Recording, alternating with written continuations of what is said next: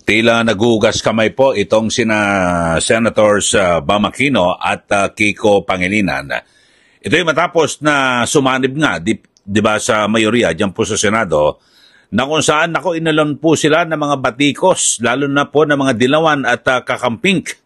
Dahil sa bakit sila sumama sa mayorya at kanilang iniwanan, ito pong si Senator Risa Ontiveros na noong 19th Congress talagang di ba, dalawa lang sila ni Senator Coco Pimentel ang nasa minorya.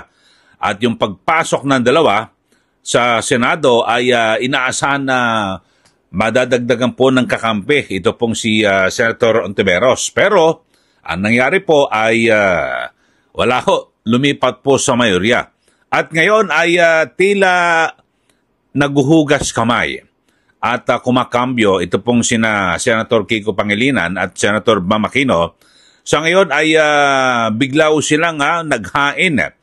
Itong si Senator Kiko Pangilinan ng resolusyon at na kung saan ay nais po nilang i-reconsider ang naging desisyon ng Korte Suprema dito po sa pagdedeklara bilang unconstitutional o labog po sa ating saligang batas itong impeachment complaint laban po kay BP Sara Duterte.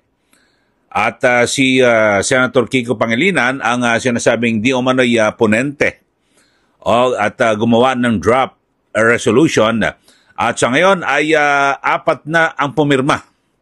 At siyempre, inaasahan na po dyan ay pipirma. Ito pong si Senator Risa Ontiveros at lalo na po itong si Senator Tito Soto na talagang nung siya po ay matalo bilang Senate President o hindi niya nakuha yung mayorya ng mga senador dyan po sa Senado ay biglang nag-iba po ang tono, di ba?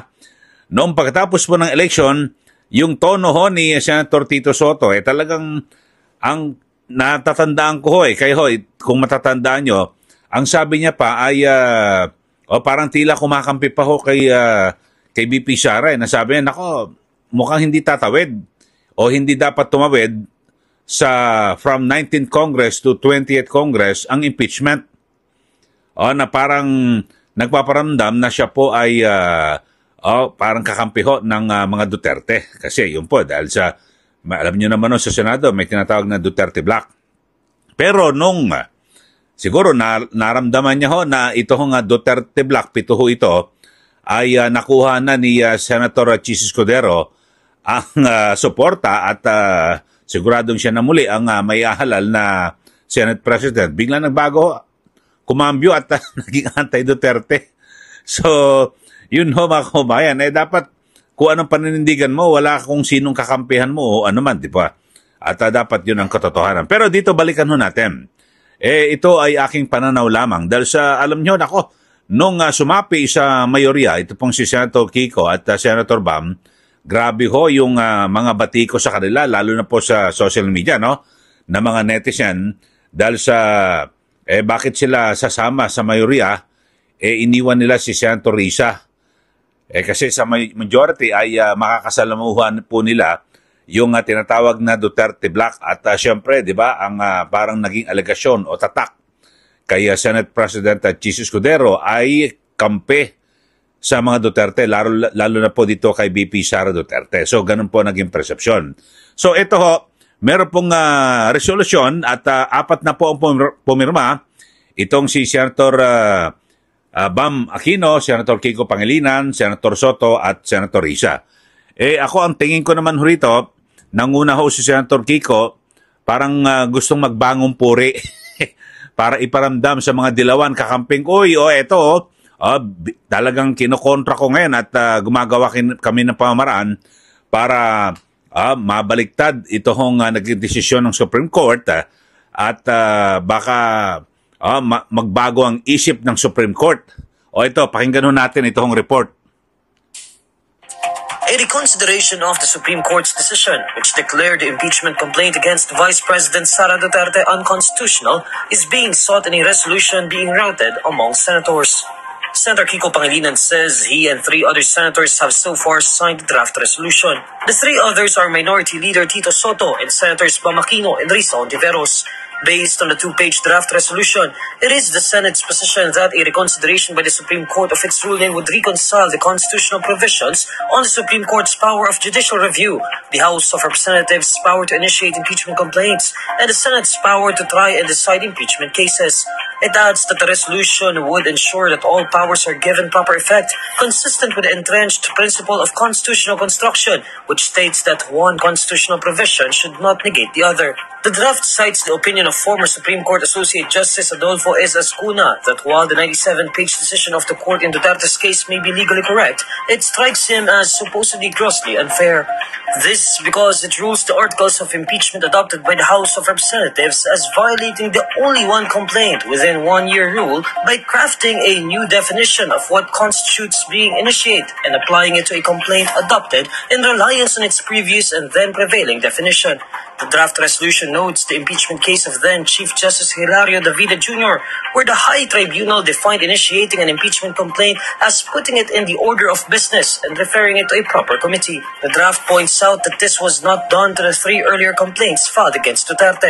The 3 impeachment complaints were filed in the House of Representatives by various groups on December 2, 4, and 19, 2024, while the 4th complaint was lodged through a resolution signed by more than 1/3 of House members on February 5. Okay, so yun ho, no, ang resolusyon at ang gumawa, ito pong si Senator Kiko Pangilinan bilang isang abogado, mga kababayan. So, yun ho.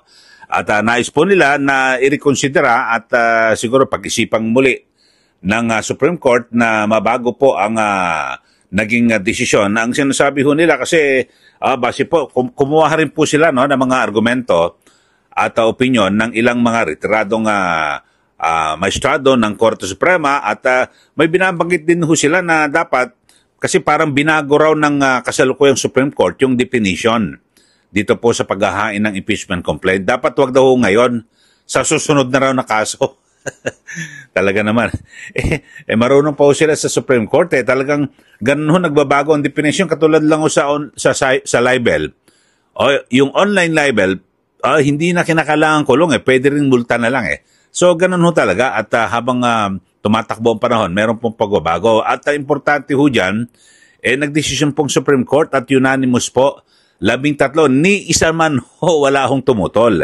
Pero dito ho sa isyong ito, mga kababayan, sabi nga po ni Senate President Chis Escudero, ay sa August 6 ay yan po talagang tatalakayin na po yan ng Senado, ito hong kaso ng impeachment at kung ito po ay tuloy ang ibabasura.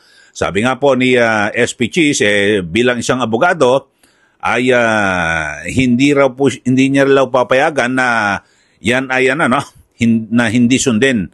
Kasi bilang officer ho ng korte, bilang abogado, dapat sundin. Kung kaya't inaasahan natin sa pangunguna po ni Senate President Chis Escudero, ay tuluyan ng maididismiss dyan po sa Senado. Ito hong kasong impeachment. At sa minorya ho, mga kabayan, ay ito pong si Senator Meg Zubiri na kasama po sa minority. Na nagpahayag na rin po at sinabi niya na siya po ay kumikilala at kanyang susundin yung naging desisyon ng Supreme Court. Pero kung magbibilangan man ho tayo, itong 4 na pumirma sa resolution, wala ho kasi dito ho, pag nagbotohan yan, simple majority lang ho, 13 lang, 12 plus 1. So kapag 13 na senador ang nasabi, i-dismiss na yan. Tapos na ho. Kasi talaga namang nagdesisyon na po ang Supreme Court Ano pa bang pinag-aawayan ho natin dito? Mga kababayan. Kita nyo ho yung mga tulong-tulong at yung naratibo ho, noong mga nakaraan na nasa kamay pa ho ng Senado yan, kita nyo dire-diretso yung mga parang iisa lang ho, kumpas. Andiyan sila Munsod, Carpio, Puno, De Lima, sino pa ba? Yung mga kakampi ho nila, iisa lang ho ang naratibo. Tapos nung natapos yun sa Senate at 'di ba nag-adjourn, 'di ba? Ang usapan naman ho na kung tatawid o hindi, pinipilit na hindi dapat tumawid yan mula sa 19th Congress patungo sa 20th Congress. Lahat iisa lang ho naratibo. At noon ang naiibalaw si Senator Soto dahil sa nanliligaw para maging Senate President, 'di ba? Pero nung nalaman niya na nasa kabila na, biglang nabago na ho ang kanyang posisyon. So, yun ho, sinabi, tatawid na. Tapos, nag-desisyon po ang Supreme Court, ngayon, iisa rin ho ang naratibo na mali raw ang desisyon ng Supreme Court. Lahat po, kita nyo, yung Dilawan, Pinklawan, lahat ho, yun na naman ho, nakita ho natin. Carpio, Puno, lahat po, no? Ontiveros, lahat to, puro sila, iisa lang ang sinasabi. So, makikita mo talaga na talagang yung mga pag anti-Duterte, talagang kahit na anong gawin mo, parang wala ang gagawin tama, di ba? Yung Supreme Court, kung ano na iniintriga, inaakusahan na kesyo karamihan daw dyan, mayorya, i-appoint ni dating Pangulong Duterte, yun nga hon, unanimous Yung isa hong ini-appoint ni Pangulo Marcos Jr., hindi po tumutol at nagsabi, sumang-ayon na unconstitutional yung nasabing kaso. Yun lang po mga kababayan.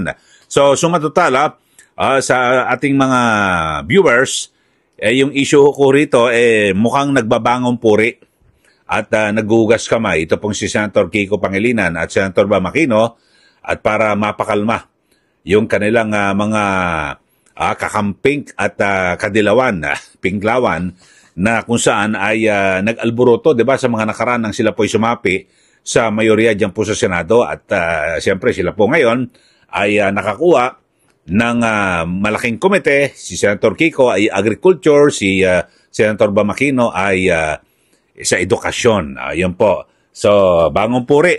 Kakagating kaya ho ito ng ng kanilang mga dating kakamping.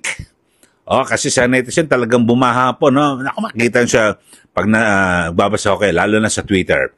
Talagang galit na galit po sa kanilang dalawa dahil sa iniwan po nila si Senator Risa Ontiveros. Okay, so yun lang po, mga kababayan, at sa mga bago lang po sa ating channel, huwag niyo po kalimutan na mag-subscribe, i-like at i-share.